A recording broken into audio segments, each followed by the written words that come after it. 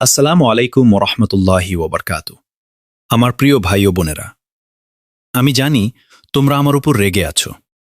আমি কিছুদিন আগে বাংলাদেশের ইসলামিক দলগুলোর বিরুদ্ধে একটি বক্তব্য দিয়েছিলাম।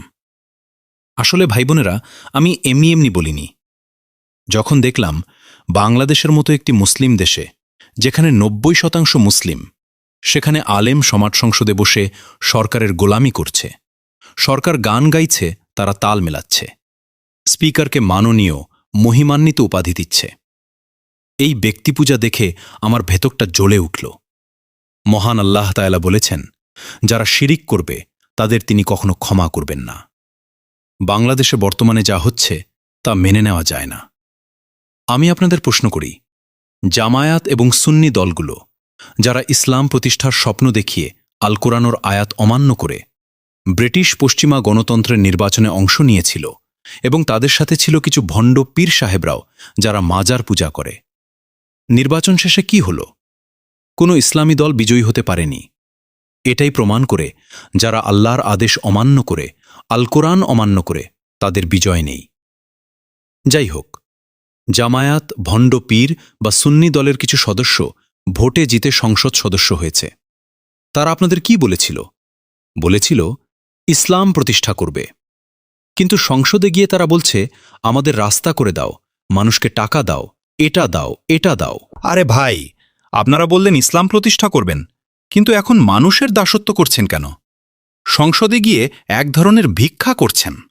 আপনাদের কি লজ্জা নেই? আপনারা কি জানেন না, নবী মুহাম্মদ সাল্লাল্লাহু আলাইহি ওয়াসাল্লাম বলেছেন, যখন কিছু চাইবে আল্লাহর কাছে চাইবে। রাস্তাঘাট, গরিবের সুবিধা, এসব আল্লাহর কাছে চাইবেন। আর সংসদে গিয়ে ইসলাম প্রতিষ্ঠার জন্য সরকারকে চাপ দেবেন, এটাই তো হওয়ার কথা ছিল। কিন্তু আপনারা গিয়ে সেখানে স্পিকারের পা চাটছেন, তাকে মহিমান্বিত, মাননীয় বিভিন্ন উপাধি দিচ্ছেন, শিরিক করছেন। আরে আপনারা কি ভুলে গেছেন, আমাদের নেতা হচ্ছেন হযরত মুহাম্মদ সাল্লাল্লাহু আলাইহি ওয়াসাল্লাম। তাহলে কেন এই জাহেলিয়াতের শাসনে গিয়ে সুবিধা ভিক্ষা করছেন? অসংখ্য মুসলিম আপনাদের ইসলাম প্রতিষ্ঠার জন্য ভোট দিয়েছিল।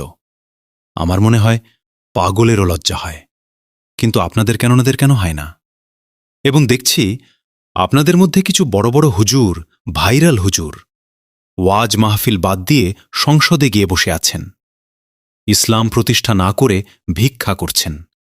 নাম বলছি না, কষ্ট পাবেন তাই। তবে সে একসময় ভাইরাল হয়েছিল। ওয়াজ মাহফিলে বানোয়াট গল্প দিয়ে ইসলামের মধ্যে আবেগী ফিতনা ছড়িয়েছিল। সেই হুজুরকে দেখলাম কিছুদিন আগে একজন হিন্দু মহিলা সংসদে তার বিরুদ্ধে কথা বলছেন, আর সে ইঁদুরের মতো বসে আছে, কিছুই বলছে না।